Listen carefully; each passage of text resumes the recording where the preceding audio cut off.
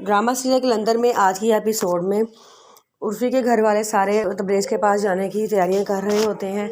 वो बड़ा खुश होते हैं।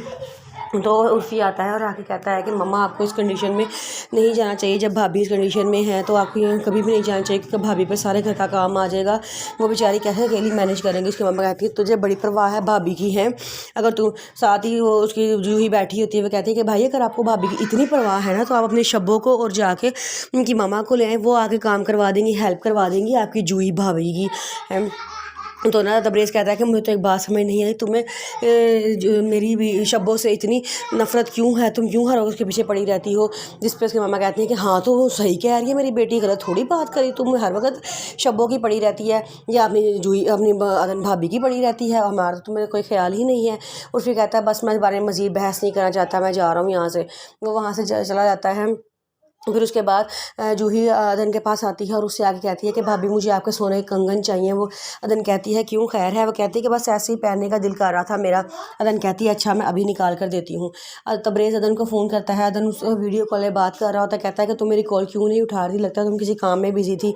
जो अदन कहती है कि अच्छा आपको से पता चला कि मैं काम कर, तो वो कहता है कि जब आप तुम मेरी कॉल नहीं उठा रही इसका मतलब है कि तुम किसी बहुत ज़्यादा ज़रूरी काम में मसरूफ़ थी, वरना ऐसा नहीं हो सकता कि तुम मेरी कॉल ना उठाओ।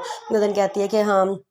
तो वो कहता है कि अच्छा चलो तुम अपना ख्याल रखा करो, काम कम किया करो, बल्कि मैं ऐसा करता हूँ अब्बा से कहूँगा कि किसी को काम वाली रखवा दे जो तुम्हारा ख्याल रखेगी और घर में सारे काम भी करेगी। अगर मैं तुम्हारे पास होता ना अदन, मैं तुम्हें कोई काम ना करने देता, मैं किसी काम को हाथ ना लगाने देता, मैं तुम्हारा ख्याल रखता।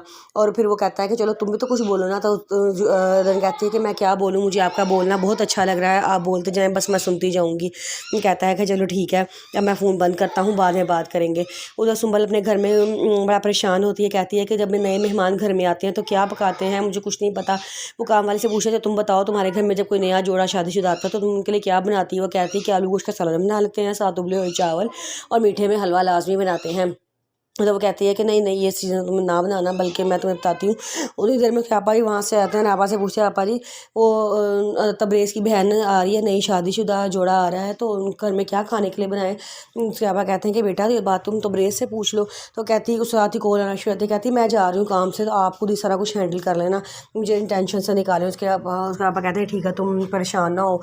तो वो काम वाले से कहते हैं कि तुम खाना बनाती है। वो कहती है नहीं। तो कहता है कुक को भेजो, तुम यहाँ क्या कर रही हो, जाओ यहाँ से। उसको यहाँ से भेज देता है और ख़ुद फ़ोन पे बात करना शुरू कर देता है। घर में सारी तैयारियां मुकम्मल हो जाती हैं और जूही और उसके घर वाले सारे अदन तबरेज़ के पास जाने के लिए तैयार हो जाते हैं। तो उर्फ़ी की मामा उसको समझाती हैं कि बेटा वहाँ जाके अपनी ज़ुबान को ज़रा काबू में रखना। वो तो सुंबल बड़े उल्टे मिजाज की हुई लड़की है, उससे बात कुछ और करो वो समझ कुछ और जाती है। तो वो कहती है कि नहीं पापा मैं तो अपने बुरे मान से ही जाऊँगी, मेरे भाई का घर है, आप जो मर्ज़ी कहते रहें, मुझे आपकी बातों पर यकीन नहीं है, मैं तो जो बात करनी होगी मैं मुंह खोल के करूँगी, मुझे कोई मसला नहीं है। उसके पापा कहते हैं कि चलो ठीक है, मैं तुम्हें समझा दिया, अब आगे तुम्हारी मर्ज़ी, जो तुम मर्ज़ी करो। वो कहती है कि हाँ ठीक है। फिर उसके बाद वहाँ पे उर्फ़ी बैठा होता है तो अदन काम कर रही होती है। वो उससे कहता है कि भाभी आप हमेशा काम ही करती रहती हैं, आपको काम के अलावा और कोई नहीं है, थोड़ा सा आराम कर लें, जाएं रेस्ट करें, इस कंडीशन में इतना काम ना किया करें। तो कहता है वैसे आप इतना मुस्कुरा क्यों रही थी, इस मुस्कुराहट के पीछे कहीं ये वजह तो नहीं है कि आपकी नंद और सास घर में नहीं है और आप आज़ाद हैं।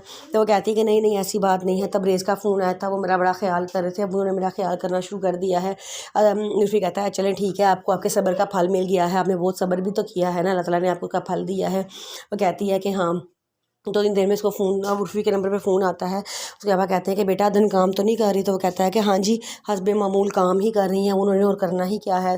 तो वो कहते हैं कि उसको कोई काम ना करे, जाके आराम करे, शब बहुत सारे काम संभाल लेगी। वो बड़ा खुश होता है, फ़ोन बंद करके अदन से कहता है देखा आपकी सुन ली गई है, अल्लाह ताला ने आपकी सुन ली है। वो पापा का फ़ोन आया है, वो कह रहा है कि आप कोई काम नहीं करें, अब आप जाके सिर्फ आराम करेंगी और सारे काम शब्बो करेगी। अदन खुश हो जाती है और कहती है, उसको देर में आता है कि तबरेज़ नहीं उसको ये सारी बातें कही होंगी।